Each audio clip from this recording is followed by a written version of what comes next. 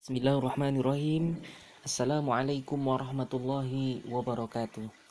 Baiklah anak-anakku sekalian, pada kesempatan ini kita akan membahas mengenai iman kepada hari akhir.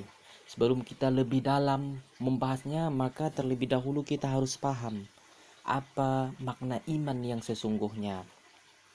Menurut Al-Imam Al-Asy'ari, beliau mengatakan bahwa iman itu terdiri dari 3 unsur. Yang pertama diucapkan dengan lisan, yang kedua diyakini di dalam hati, dan diamalkan dengan perbuatan. Kalau kita gabungkan kepada iman kepada hari akhir, maka yang pertama diucapkan dengan lisan. Bagaimana buktinya? Yaitu senantiasa kita mengatakan perkataan-perkataan baik, senantiasa beristighfar, berzikir kepada Allah Subhanahu wa taala. Kemudian yang kedua, diyakini di dalam hati. Bagaimana caranya? Diyakini di dalam hati bahwa hari akhir itu benar-benar ada. Diyakini di dalam hati bahwa hari akhir itu bukanlah dongeng, bukanlah khayalan. Dia pasti adanya.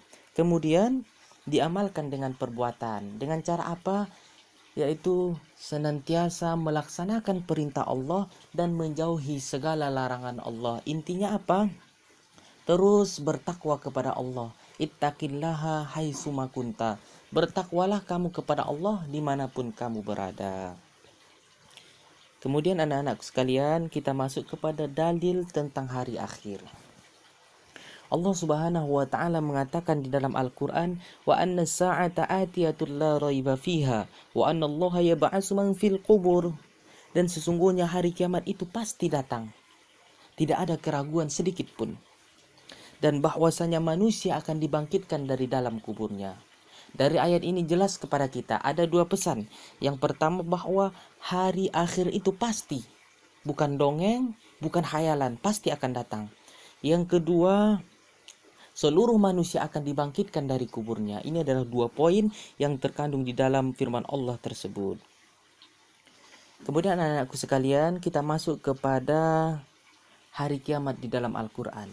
Di dalam Al-Quran, Allah Subhanahu wa taala menceritakan berbagai macam hari kiamat. Ada 2 jenis hari kiamat. Yang pertama kiamat sukro, kiamat kecil. Contohnya apa? Banjir, tsunami, tanah longsor, kebakaran, kematian. Tetapi yang paling populer adalah kematian. Kullu nafsin za'iqatul maut. Setiap yang bernyawa pasti akan merasakan mati. Kemudian yang kedua ada namanya kiamat kubro. Apa itu kiamat kubro? Kiamat besar. Di mana hari Allah Subhanahu wa taala goncangkan dunia ini. Allah Subhanahu wa taala hancurkan dunia ini. Segala yang ada di laut tumpah ke darat. Segala yang bernama hidup menjadi mati. Gunung-gunung meletus. Sehingga hancur leburlah dunia ini. Itu dinamakan kiamat kubro. Kiamat kubro ini sangat banyak dijelaskan Allah di dalam Al-Quran. Contohnya di dalam surah Az-Zalzalah. Idza zulzilatil ardu zilzalaha wa akhrajatil ardu asqalaha wa qala al insanu ma laha. Apabila bumi sudah digoncangkan dengan segoncang-goncangnya, itu kata Allah di dalam surah Az-Zalzalah. Anak-anakku sekalian, kemudian kita masuk kepada pembagian hari akhir. Allah Subhanahu wa taala mengeluarkan kita dari rahim seorang ibu dan kita muncul ke dunia ini. Di dunia ini kita disuruh untuk beribadah. Wa ma khalaqatul jinna wal insa illa liya'budun. Untuk mengumpulkan berbagai macam ibadah. Untuk apa? Untuk bekal kita di hari-hari akhir nantinya. Setelah lama kemudian kita proses kehidupan di dunia ini, maka Allah Subhanahu wa taala mematikan kita. Apa gunanya? Alladzi khalaqal mauta wal hayata liyabluwakum ayyukum ahsanu amala. Allah Subhanahu wa taala menghidupkan kita dan mematikan kita untuk mengetahui ahsanu amala. Siapa yang terbaik amalnya di antara kita. Apakah Allah Subhanahu wa taala tidak tahu siapa yang terbaik di antara kita? Tahu, akan tetapi Allah Subhanahu wa taala ingin menampakkan siapa yang terbaik di antara kita agar kita sendiri nampak, oh ini yang terbaik.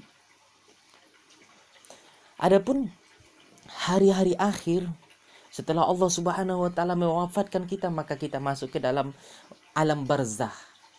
Alam barzah, alam kubur. Maka datanglah saatnya, yaitu hari kebangkitan. Yaumul Ba'ats. Seluruh umat manusia dibangkitkan dari kuburnya setelah malaikat Israfil meniup sangkakala yang kedua. Itu adalah Yaumil Ba'ats, hari berbangkitnya dari kubur masing-masing. Kemudian ada yang kedua, Yaumul Hasir. Yaumul Hasir ini berada di padang mahsyar, di padang yang luas yang tidak ada tepi.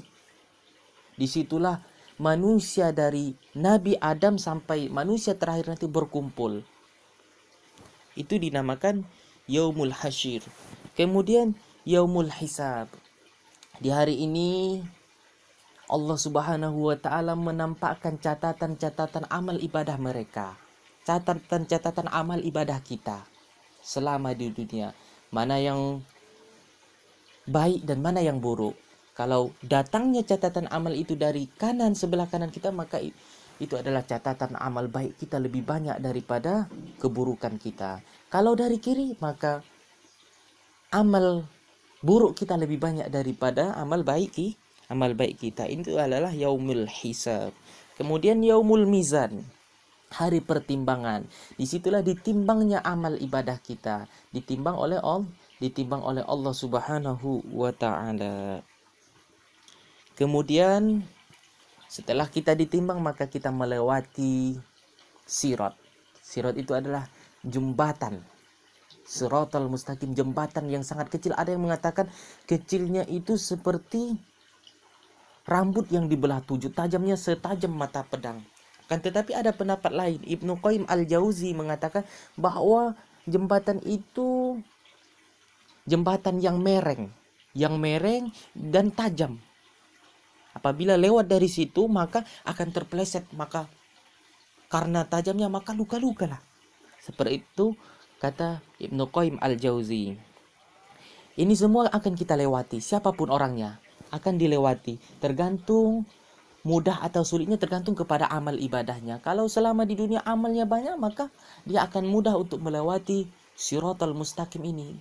Dan jika buruk, maka akan sulit. Itu adalah Siratal Mustaqim. Kemudian ada namanya Yaumul Jaza, hari pembalasan. Di Yaumul Jaza ini maka orang-orang akan dikelompokkan menjadi dua. Ada yang masuk ke dalam surganya Allah dan ada yang masuk ke dalam nerakanya Allah Subhanahu wa taala. Jika banyak pahalanya, maka Allah akan memasukkan dia ke dalam surga. Masalah surga itu dibahas di dalam surah Al-Waqiah ayat 8 sampai 40, dan neraka dibahas oleh Allah Subhanahu wa taala dalam surah Al-Ghasyiyah ayat 4 sampai 7. Demikian dulu materi kita pada hari ini. Mudah-mudahan anak-anakku sekalian bisa memahaminya dengan baik. Jika ada pertanyaan, saya persilahkan dengan sepenuh hormat.